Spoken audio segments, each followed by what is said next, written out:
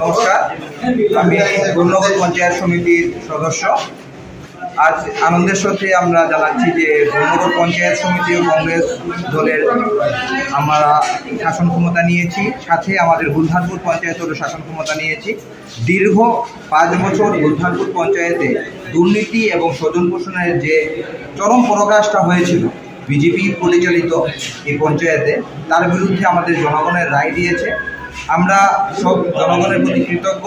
আমরা আশা করি দুর্নীতিমুক্ত এবং স্বচ্ছ একটি পঞ্চায়েত আমরা বুলহারপুরের জনগণের কাছে উপহার দেব। এটাই আমাদের জাতীয় কংগ্রেসের প্রতিশ্রুতি।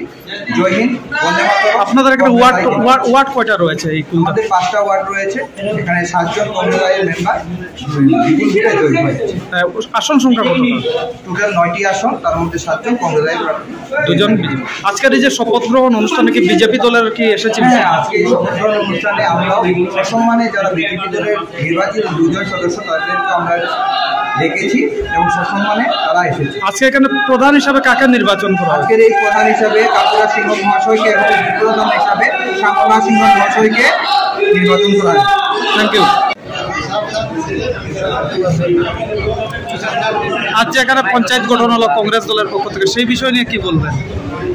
এখন আমরা আনন্দিত। দীর্ঘ 19 বছর পর পুনরায় এই অঞ্চলের মানুষের যে কাঙ্ক্ষিত মনের আশা, একটা বাস্তব দিয়েছেন এই এলাকার। আমরা অভিভূত। আজকে উৎসবের মেজাজে আমাদের পঞ্চায়েতের সদস্যরা শপথ নিয়েছেন, প্রধান নির্বাচিত হয়েছে। আমরা খুবই খুশি। আমার একটা স্থির বিশ্বাস, এখানে আমরা বিগত দিনে এই গুলহারপুর গ্রাম পঞ্চায়েতের যে অবস্থাটা আমরা দেখেছি, দীর্ঘদিন আমাদের হাতে পঞ্চায়েতটা ছিল।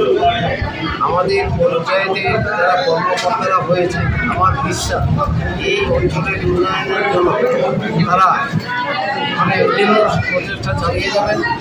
এবং এখানে গ্রামীণ রাস্তা সহ মানুষের যে সমস্যাগুলো আছে, এটা আমার মনে হয় বছরের ভিতরে ওনারা সমাধান করতে পারবেন। ইচ্ছা করলে পঞ্চায়েত করতে পারবেন।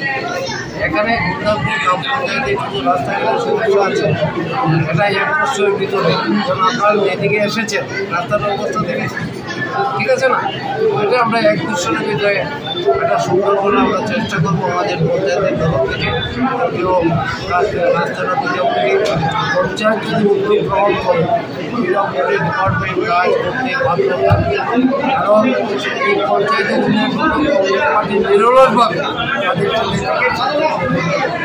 আজকে এই পঞ্চায়েতে আশাবাদী এই এলাকার মানুষের আশা আকাঙ্ক্ষা এই পঞ্চায়েত করতে পারবে। পঞ্চায়েতে ঠিক আছে, এটা আপনারা সবাই জানেন, ঠিক আছে? এর মধ্যেও মানুষের ছোট ছোট চাহিদা থাকে, ছোট চাহিদা যে অর্থটা আসে তার থেকে ট্রিটমেন্ট করার কোনো চাহিদা। হ্যাঁ, পিডিএফের টাকা আছে, ফিফটিন ফাইন্যান্সের টাকা আছে। ইচ্ছা করে আমার পঞ্চায়েতে বেকারদের স্বাবলম্বী করে তোলানো নিতে পারে। বিশ্বাস একটা ডাইনামিক প্রধান আমরা তৈরি করেছি। হ্যাঁ, পপুলার প্রধান আমরা তৈরি করেছি, তারপরে গ্রহণযোগ্য উপপ্রধানও আমরা তৈরি করেছি। তার সাথে আমার পার্টির সমস্ত লিডাররা ইনভলভ। এই জায়গাতে পঞ্চায়েতের কাজ করে জনগণের আশাটা আমরা পূরণ করতে পারব।